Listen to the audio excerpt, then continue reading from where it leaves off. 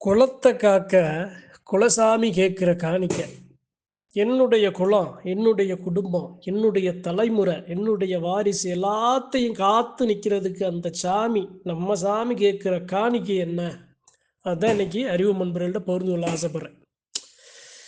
எந்த ஒரு மனுஷனும் தனக்கு ஒரு லாபம் இல்லை அப்படின்னா அந்த விஷயத்தை செய்ய மாட்டான். நமக்கு என்ன கிடைக்குது அப்படின்னு பெரும்பாலான மக்கள் பார்ப்பாங்க. சரி, இது மனுஷன், நாம் வணங்குற சாமி, நம்ம சாமி நம்மக்கிட்ட செய்கிறதுக்கு என்ன கேட்கும்? சாமி என்ன எதிர்பார்க்கும்? முதல்ல அந்த சாமி எதுக்கு நம்மளை காத்து நிற்கணும்? அந்த தெய்வத்துக்கோட தேவை என்ன? ரொம்ப அறிவு நண்பர்கள் ரொம்ப ஆழமாக அந்த பதிவை நீங்கள் கேட்கணும். இப்போ நான் இருக்கேங்க, எனக்கு என்னுடைய மனைவி, என்னுடைய குடும்பம், எனக்கு ஒரு சில நன்மைகள் கிடைக்குது, நான் மன மகிழ்ச்சி அடைகிறேன். அப்போ அதில் எனக்கு ஒரு லாபம் இருக்குது. அதே மாதிரி என்னை காக்கிற குலசாமிக்கு என்ன லாபம்? ஏன் குலசாமி என்னை காக்கணும்? காலத்துக்கும் காக்கணும், தலைமுறை தலைமுறையாக ஏன் காக்கணும்? கரெக்டாக பதில் இருக்கா? இதை நம்ம யோசிச்சிருக்கோமா? என்னங்க, நம்ம தான் கோவிலுக்கு போகிறோம், சாமியை கும்பிட்றோம், விழா எடுக்கிறோம், சாமிக்கு படையலை கொடுக்குறோம், நல்லா காவு அந்த சாமிக்கு கேட்குற காவை கொடுக்குறோம், அந்த சாமியை மனமகிழ்ச்சியாக வச்சுருக்கோமே. அப்போ மனுஷனுக்கும் சாமிக்கும் என்ன வித்தியாசம்? அப்போ மனுஷன் சாமியா? அப்போ அது அல்ல, அது பதில் அல்ல. என்னை காக்கிற சாமி என்கிட்ட என்னத்தை எதிர்பார்க்கும்? எதுக்காக தன்னை முன்னாடி நிப்பாட்டி பிள்ளைகளுக்கு வர்ற பில்லியா, சூனியமா, செய்வினையா, ஏவலா, மாந்திரிகமா, தாந்திரிகமா, இதில் எல்லாத்துலையும் இருந்து காக்கிற அந்த பொறுப்பை ஏன் குலசாமி எதுக்கு எடுத்திருக்கு? அதனுடைய தேவை என்ன? அதுதான் இன்னைக்கு அறிவு நண்பர்கள்ட்ட தெய்வத்தோட தேவை என்ன, அதைத்தான் நான் அறிஞ்சதை அறிவு நண்பர்கள்ட்ட பகிர்ந்து கொள்ள ஆசைப்படுறேன். தெய்வத்தோட தேவை என்ன தெரியுமா? தெய்வத்தோட தேவை என் மக்களோட மகிழ்ச்சி. அது ஒன்று தான், வேறு எதுவுமே கிடையாது. இப்போ நான் அறிஞன், என் பிள்ளைய பெற்று வளர்த்து என் பிள்ளையால் எனக்கு கிடைக்குதுல ஒரு மகிழ்ச்சி, ஒரு மன மகிழ்ச்சி.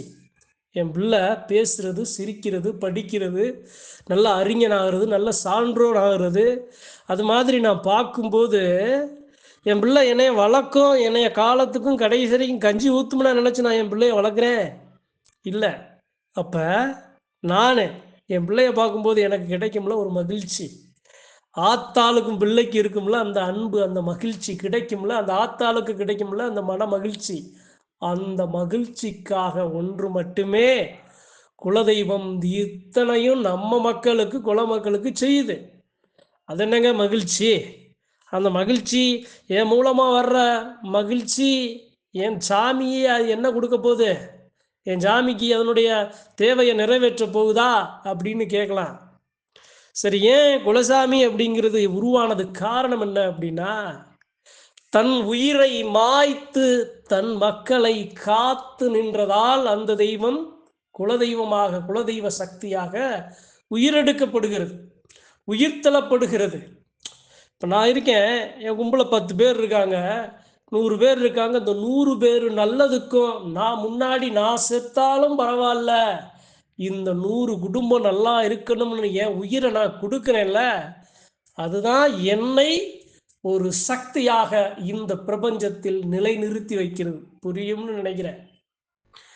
என்னைய காக்கிற சாமி, உங்களை காக்கிற சாமி, இந்த குலத்தை காக்கிற சாமி யாராக இருக்கும் அப்படின்னா, உங்களுக்காக உடலையும் இரத்தத்தையும் உயிரையும் கொடுத்து நாம இந்த அளவு பாதுகாப்பா இருக்கோம் அப்படிங்கிறதுக்கு காரணம் அந்த தொப்புள் கொடி, முதல் கொடி தான். என் சாமி அன்னைக்கு அந்த நிலை எடுக்கலை அப்படின்னா என்னுடைய வாரிசு, என்னுடைய அந்த தலைமுறையே இருந்திருக்காது, அழிஞ்சு போயிருக்கோம். இப்போ வரைக்கும் நான் இருக்கேன், வாழ்கிறேன், மனமகிழ்வாக இருக்கேன் அப்படின்னா என் தெய்வம் எடுத்த முடிவு. அதனால தான் அந்த சாமியை இப்போ வரைக்கும் வணங்கி வர்றோம். இப்போ வரைக்கும் அந்த சாமி என்னை காத்து வருது. அறிவு நண்பர்களுக்கு புரியும்னு நினைக்கிறேன். அப்போ என்னைய காக்கிற சாமி என்ன எதிர்பார்க்குது?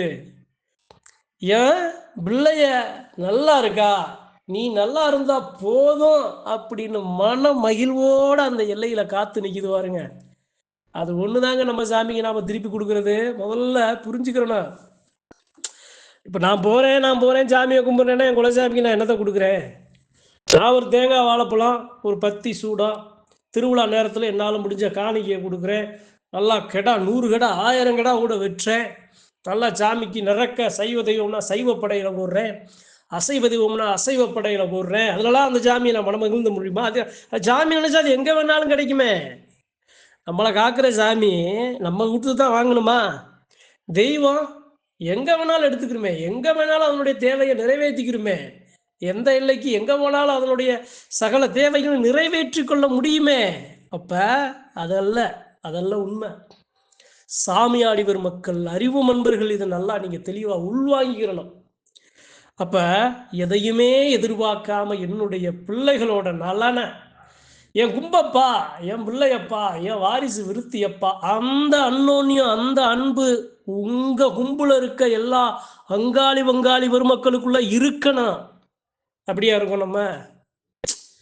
என் சாமி எப்படி இருந்துச்சு? தனக்காக வாழாம தன் குடும்பம்னு பிரிச்சு பார்க்காம எல்லாருக்காக முன்னாடி நின்ன அந்த சாமி அதுபோல நாம இருக்கோம்.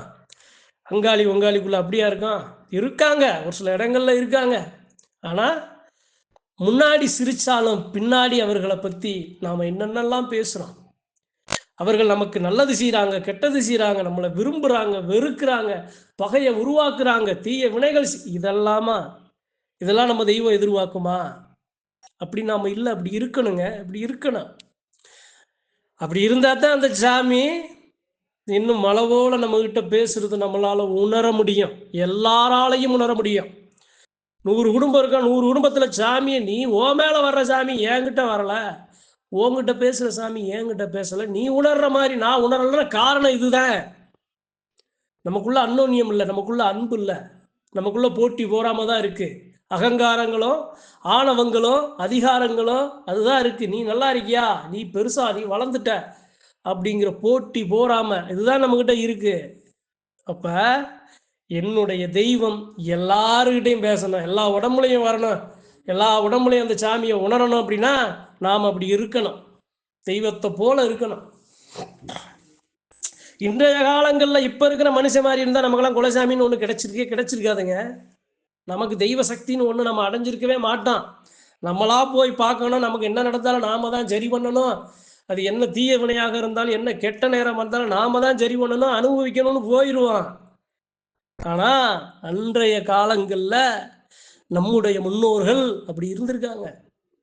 அன்னோன்யமா, எப்படி வயிறு தானப்பா வேற வேற, உசுறு ஒன்று தானப்பா அப்படின்னு பெத்த பிள்ளைய கூட நீ வேற பிள்ளை, அண்ணன் பிள்ளை, தம்பி பிள்ளை, அடுத்த வீட்டு பிள்ளைன்னு பார்க்காம எல்லா பிள்ளைகளையும் ஒன்னா இணைச்சு தாம் பிள்ளை போல காத்து வந்த முன்னோர்கள் இருந்தனாலதான் குலதெய்வ சக்தி அப்படிங்கிற ஒரு சக்தி உருவெடுத்துச்சு. அந்த சக்தி இருந்ததுனாலதான் இப்ப வரைக்கும் நாம நல்லா இருக்கோம். புரிஞ்சுக்கிறணும், அறிவு நண்பர்கள் புரிஞ்சுக்கிறணும். அப்ப என்னைய காக்கிற குலசாமியோட தேவை என்ன? ஏன் எல்லா எல்லைகளையும் சாமி பேசாம போகுது? காரணம் இதுதானப்பா. எல்லைக்குள்ள வந்தா அடிச்சு மண்ணு கட்டிக்கிட்டு ஒரு சில அன்புகளை பரிமாற, அப்படி இருக்கிற பட்சத்துல சாமி எப்படி வரும்? கஷ்டத்துலையும் கவலையிலையும் என் பிள்ளைங்க இப்படி தவிக்குதுங்க அப்படின்னு ஓடி ஒளிஞ்சு முன்னாடி முக்காடை போட்டு உக்காந்துக்கிறோம். எங்க யார்கிட்டையும் பேசுறது. இப்ப புரியுதா? சாமியை எல்லார்கிட்டையும் பேசல, உணரல. நாம எப்படி எல்லோருடைய ஒற்றுமையோட அந்த தெய்வத்தை மனசார நினைச்சு அழைக்கிறோமோ அப்பதாங்க அந்த சாமி வரும், பேசும். உண்மை, சத்தியம் பேசுறேன். இன்னைக்கு இவ்வளவு பதிவுகள்ல 2000க்கு மேல பதிவு போட்டிருக்கேன். இன்னைக்கு இந்த பதிவுல நான் சத்தியம், நான் சொல்ற ஒவ்வொரு வார்த்தைகளும் நீங்க புரிஞ்சுக்கிறணும். நீங்க ஏத்துக்குங்க, ஏத்துக்காம போங்க. ஆனா அதனுடைய அடிப்படை இதுதான். நமக்குள்ள அன்பை வளர்க்கணுங்க. நீ செய்யறியா, நான் செய்ய, நீ செஞ்சா என்ன, நான் எதுக்கு செய்யணும் அப்படிங்கிற அந்த குணம் மாறணுங்க. நம்மளை காத்து வர்ற சக்தியோட அதனுடைய ஏன் காத்து வருதுங்கிறத நாம புரிஞ்சுக்கிறோனுங்க. அதனால இன்னைக்கு இந்த பதிவை அறிவு நண்பர்கள்ட்ட சொல்றேன். அப்ப என்னுடைய சாமி என்ன கேட்கும்? அதனுடைய தேவை என்ன? அந்த குலமக்கள் எது விரும்புதோ எல்லாத்தையும் மக்கள்கிட்ட கேட்டதை கொடுக்க, கல்வியை கொடுக்க, வளர்ச்சியை கொடுக்க, ஆரோக்கியத்தை கொடுக்க, தொழிலை கொடுக்க, பில்லி சூனியங்கள்ல இருந்து பிள்ளைகளை காத்து நிக்க இதெல்லாம் ஏன் செய்யுது? எதுக்கு செய்யுது? நாம நல்லா இருக்கணும், நாம மனமகிழ்ச்சியோட இருக்கணும், நாம இந்த வாழ்க்கையை நல்லபடியா வாழணும் அப்படிங்கிற நல்ல எண்ணம். அந்த சாமி அது ஒன்னத்தான் தன்னுடைய காணிக்கையாக கேட்கும், எதிர்பார்க்கும். நீங்க போய் காணிக்கை எடுத்து வைக்கிறீங்க, சாமிக்கு நல்லா கோடான கோடியில போய் பொன்னையும் பொருளையும் நீங்க கொட்டி கொடுக்கறதுல முக்கியத்துவம் இல்லைங்க. எந்த அளவு அந்த தெய்வத்தை உணர்ந்து ஒத்த ரூபா காணிக்கை எடுத்து வைக்கிறீங்களா, அந்த ஒத்த ரூபாயில பேசும். 1 கோடியில பேசாத சாமி அந்த அன்பால அந்த தெய்வத்தை புரிஞ்சு ஒத்த ரூபா எடுத்து வைக்கிறீங்க பாருங்க, அந்த ஒத்த ரூபா காணிக்கையில பேசும். அறிவு நண்பர்கள் புரிஞ்சுக்கிறணும். அதனுடைய தேவை எதுவும் இல்லைங்க. தெய்வ சக்தியை அதனுடைய தேவையெல்லாம் அதனுடைய தேவையை அதனால சரி பண்ண முடியும். எவ்வளவோ எல்லைகளில் குலசாமி எல்லையை விட்டு போக காரணம் இதுதான். அந்த பிள்ளைகளை பார்த்து சகிச்சு துடிக்காம தன்னை நாம இருக்குங்கிறத உணராம தன்னை நம்பாம இருக்கிற அந்த ஒரு நிலையில தான் அந்த சாமியே ஒரு சில நேரங்களில் ஒரு காலகட்டம் வரைக்கும் அது போயிடும். அந்த ஒரு நிலையெல்லாம் அப்படியே போனாலும் திரும்பி ஒரு காலம் வரும். எப்படா என் பிள்ளைய என்னை அழைக்கும், எப்படா என் பிள்ளைய சரியாகும், எப்படா என் பிள்ளைய எனக்காக ஒரு இடத்த உருவாக்கும் அப்படின்னு சாமி எங்க இருந்தாலும் கடைசி வரைக்கும் அந்த இறை சக்தி இந்த இயற்கையில இருக்கிற வரைக்கும் அதை எதிர்பார்த்துக்கிட்டு தான் இருங்க. குலசாமி ஒண்ணுன்னு ஏன் அந்த காலங்களில் முடிவாகி இப்ப வரைக்கும் தலைமுறையா பாட்டேன் ஓட்டேன் தாத்தேன் அப்பேன் பேரங்காலம் வரைக்கும் கும்பிட காரணம் என்ன? சக்தி ஒன்றுதான். அந்த ஒரு சக்தி அந்த கும்பவே அந்த தலைமுறை மனுஷன் உயிர் பிறந்த கணம் முதல் மனுஷன் உயிர் இழக்கும் வரை நம்மளை பாதுகாத்து நிற்கிது. அப்ப அந்த சாமி எதாவது எதிர்பார்க்குமா? நம்ம என்ன பண்ணுவோம்?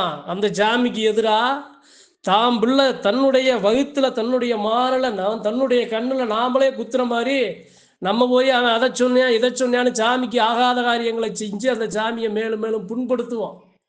செய்யக்கூடாத விஷயங்களை செஞ்சு அந்த சாமியை ரணப்படுத்துவான். அப்போ அந்த சாமி மன்னிச்சு தான் போகும் என் பிள்ளை அப்படின்னு. அப்ப இந்த பதிவுல அறிவோ நண்பர்களுக்கு சொல்றேன், குலதெய்வத்தை நேசிக்கிற பெருமக்களுக்கு சொல்றேன், நம்ம சாமி நம்ம கிட்ட காணிக்கையா கேட்கிறது நம்மளுடைய உண்மையான அன்பையும் பக்தியையும், நாம எந்த அளவு அந்த தெய்வத்தை பத்தி சிந்திக்கிறோம், அந்த தெய்வத்தின் தேவைகளை நிறைவேற்ற எப்படி துடிக்கிறோம், நிறைவேற்றோமா இல்லையா, ஆசையாவது படுறோமா, நம்ம எல்லா மக்களுடையும் எப்படி அன்பா தன்னுடைய பாசத்தை வெளிப்படுத்தி ஒன்றிணைகிறோம், எல்லாத்தையும் ஒரு அடிச்ச அந்த கண்ணீர் வந்து அந்த அழுகையை யார் வந்து துடைக்கிறா, வேற ஆறு வெளியாளு உள்ளாளுன்னு பார்க்காம எல்லாரும் ஒருதாய் பெற்ற பிள்ளை போல நாம எப்படி இருக்கோம், எப்படி அன்பை பந்தத்தை பரிமாறிக்கிறோம், இதைத்தாங்க நம்ம வணங்குற சாமி நம்மகிட்ட எதிர்பார்க்கும், காணிக்கை எதிர்பார்க்கும். அதை கொடுங்க, உங்க சாமியை உங்களால முழுமையா உணர முடியும்னு சொல்லி இந்த பதிவை பகிர்ந்ததுக்கு ரொம்ப பெருமைப்படுறேன். இக்கணத்துல அந்த சக்தியை பரிபூரணமா வணங்கி அறிவு நண்பர்களுக்கு இந்த பதிவை பகிர்ந்து கொள்ள ஆசைப்படுறேன். நன்றி, வணக்கம். மற்றும் ஒரு பதிவில் சந்திப்போம்.